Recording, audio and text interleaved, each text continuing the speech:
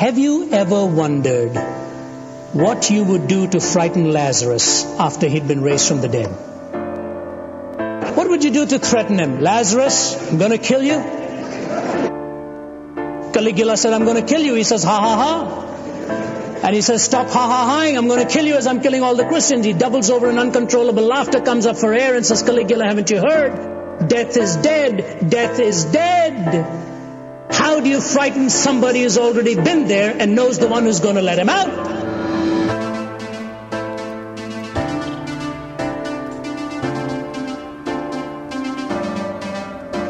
But just think of stepping on shore and finding it heaven.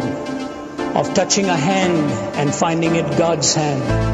Of breathing new air and finding it celestial.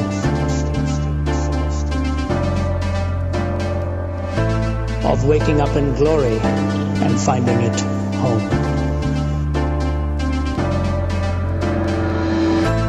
Ladies and gentlemen, your hope and mine in Christ is that one day we will be with God. One day we will be with Him. We look back upon history and what do we see? Empires rising and falling, revolutions and counter-revolutions, wealth accumulated and wealth dispersed. Shakespeare has spoken of the rise and fall of great ones that ebb and flow with the moon. I've heard a crazed, cracked Austrian announce to the world the establishment of a German Reich that would last 1,000 years. I've seen an Italian clown saying he was going to stop and restart the calendar with his own ascension to power. I have seen America more wealthier and in terms of military weaponry more powerful than the rest of the world put together, so that had the American people so desired, they could have outdone a Caesar or an Alexander in the range and scale of their conquest.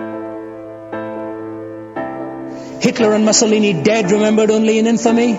Stalin is a forbidden name in the regime he helped found and dominate for some 3 decades. America is haunted by fears of running out of the precious fluids that keeps our motorways roaring and the smog settling.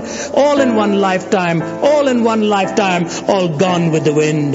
Behind the debris of the fallings of our solemn supermen and imperial diplomatists lies the gigantic figure of one person, because of whom, by whom, in whom, and through whom mankind may still survive, the person of Jesus Christ.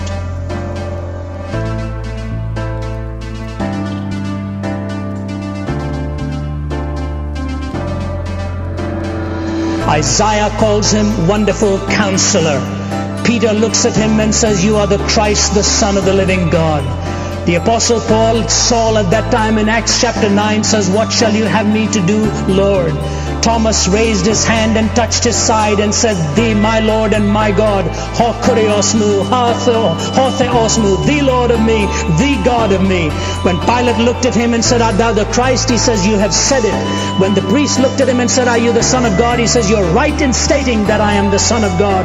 And in John chapter 14 he says, In my Father's house are many mansions. If it were not so, I would have told you. I go to prepare a place for you, that where I am you may be also. Lord, where are you going?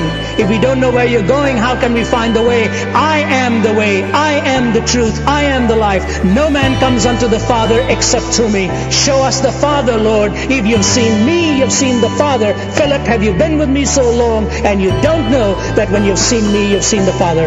I and my Father are one. And he who believes in me, greater things than these shall he do.